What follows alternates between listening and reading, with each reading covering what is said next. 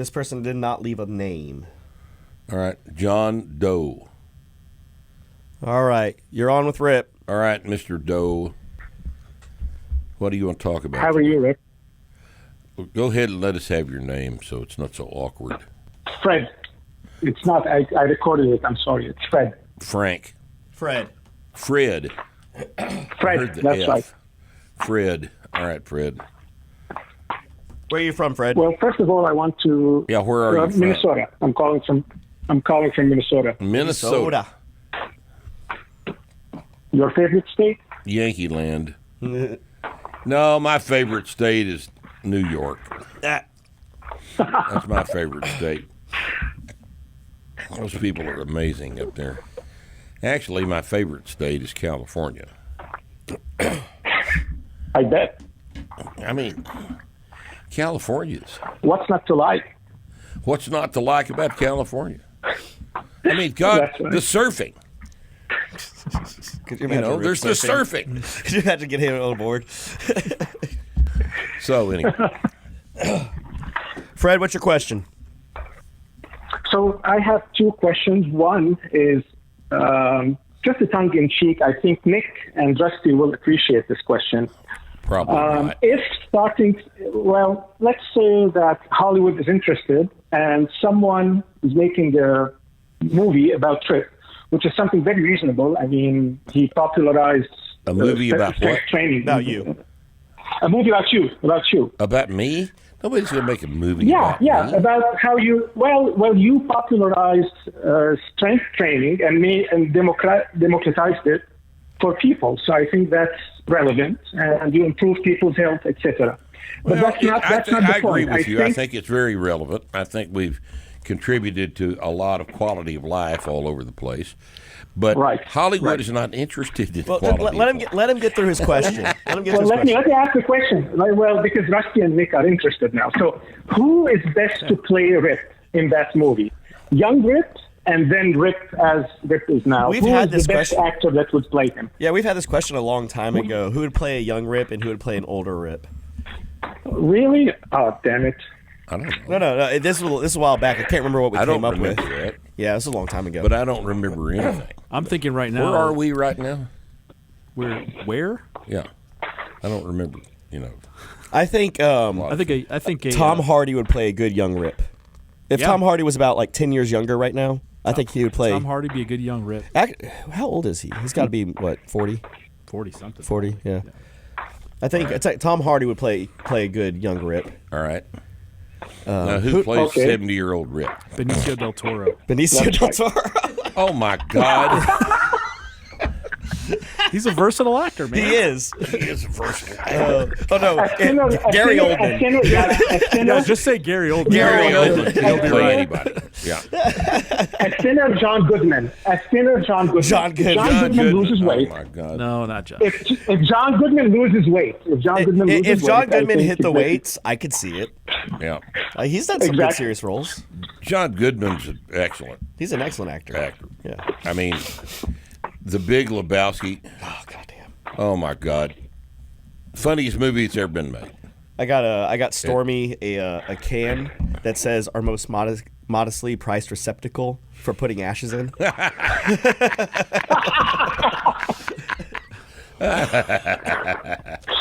Our most modestly priced receptacle. Oh shit. Oh, man. No, I think that's good. Tom Hardy for young Rip, and then Gary Oldman for old Rip. Gary Oldman for old Rip. Oh shit. All right. Well, there you So have that was my first question. My All right, second what's your question is a second bit more serious. It's a bit more serious. So as you probably have read, and not that you're counting on that, but as you probably have read, Medicare and Social Security, they will default by 2033. 2033, yes. So my question to you is, knowing that lots of healthcare cost is spent in the later part of life, more specifically even The vast when acute majority of illnesses, it. hospital admissions. That's right. Where do you see our situation in the United States heading to, especially with obesity, with lack of strength training, healthy eating, etc.? and in this context of Medicare, Social Security being, defaulting soon. So where do you see, us, millennials, basically, it might not affect you, but it will affect Rusty, it will affect Nick, it will affect me. So what do you think? Where are we heading, in your opinion? Well, you're heading for the broad institutionalization of medical interventions that cannot be paid for if you don't start doing something about your own health. Now, I am 69, had my birthday about 4 months ago. This is July, isn't it? And I am on no prescription medications at all. None. Now, I take some testosterone, but that's it. How many 70-year-old guys do you know that take no prescription medications?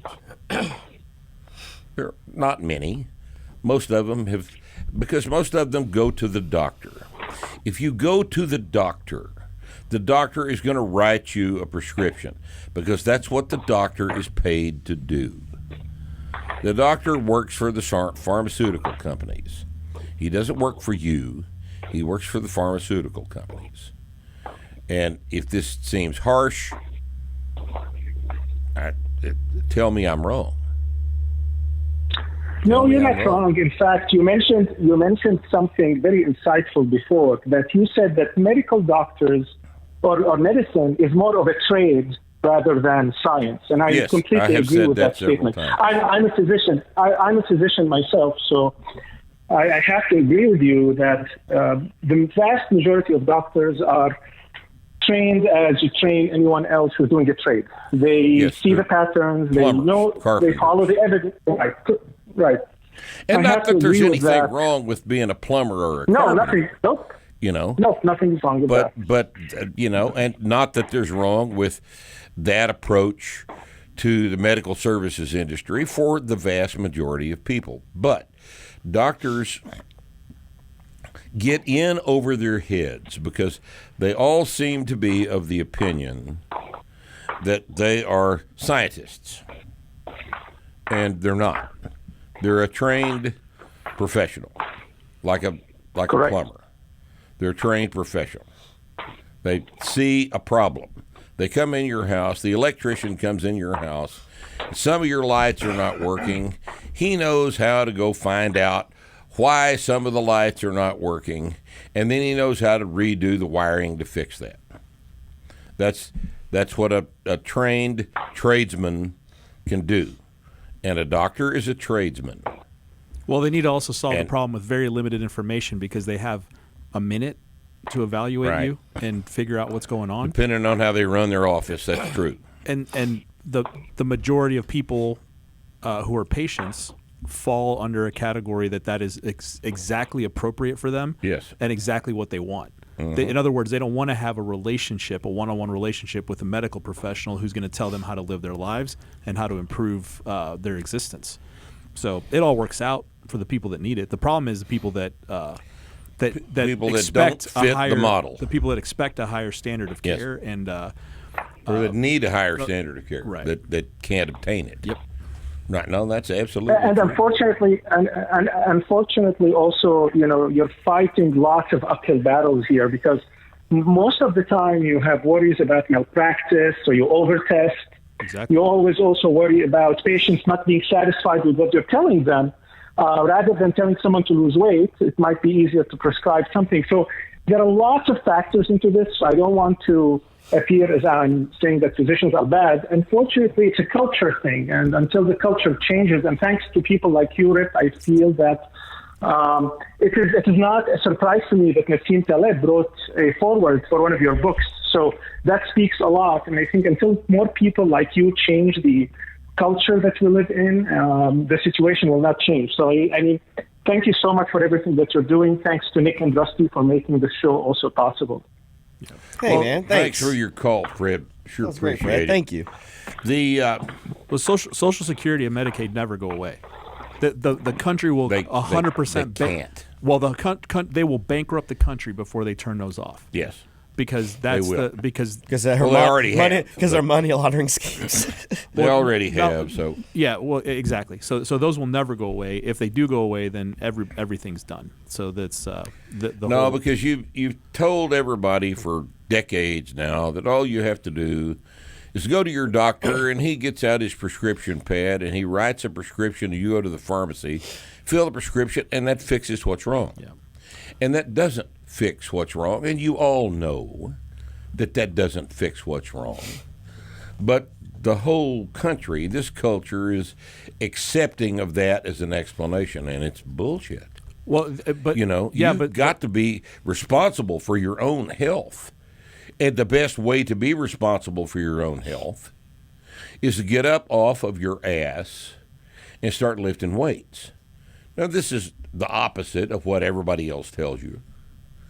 They want you to get up and walk or run or do something like that, which is real easy and doesn't really change much of your physiology for the better, because it can't, because it's not hard enough. But, here we are in 2025.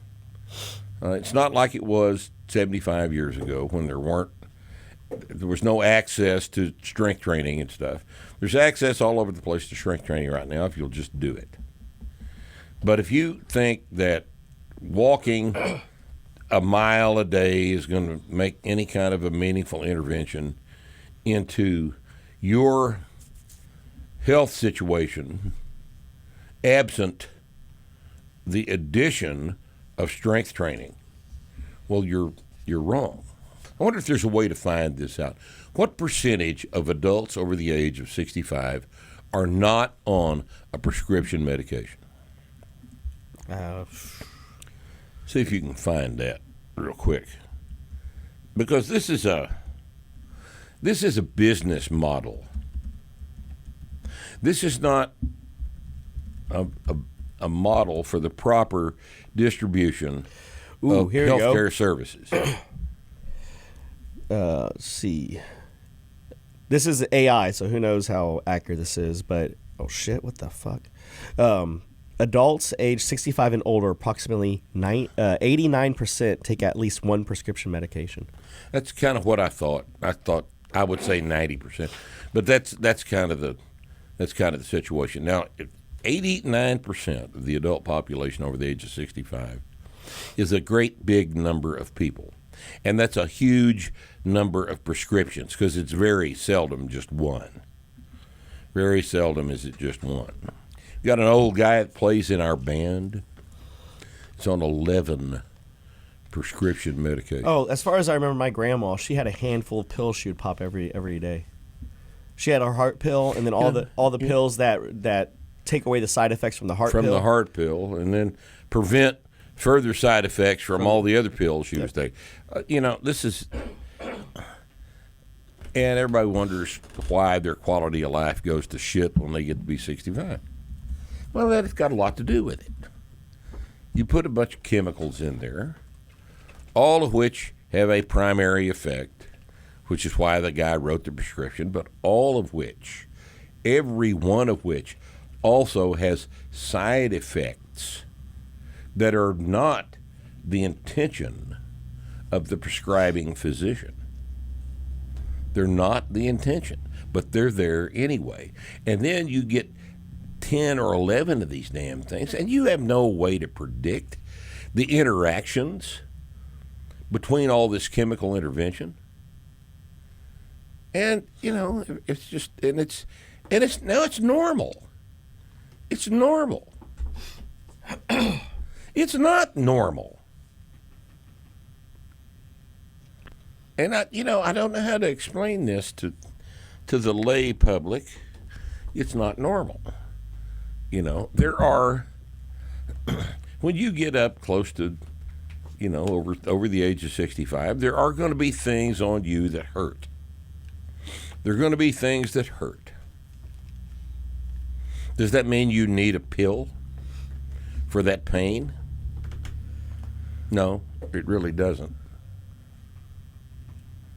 It really doesn't. What it means is you need to harden the fuck up and deal with your pain a different way. Because if you start putting in a bunch of pain medication and then a whole bunch of other stuff to handle your diabetes, which is a function of the fact that you've sat around on your ass and continued to eat a bunch of sugar, then you've got to take insulin and it's just it's a downward spiral, and it's a problem. It's a serious problem, and it's just not necessary. But the source of that problem is really it's you, because you decided that instead of getting up off of your fat, sloppy ass, that you were going to go to your primary care physician, who's got a 4-year degree from a college in India. And what do you think he's going to do? He's going to write you a prescription, one more prescription,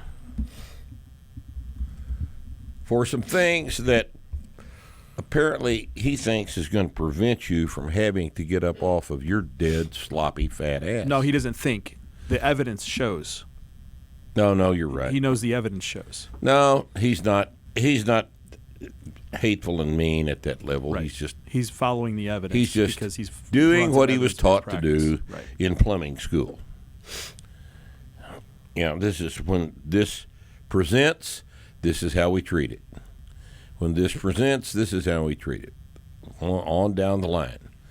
You got 2 or 3 things wrong. Well, there's 2 or 3 prescriptions we need to write. Join us this Friday on Starting Strength Radio. We are going to do one of our exciting call-in Q&As. That's where you get on a phone, call us on the number provided, and you ask us your questions, and we make every attempt to answer them as seriously as we possibly can. Sometimes that's very difficult to do, but we're going to make an effort every single time to treat your questions with the seriousness that they deserve. Friday, call in Q&A. See you then.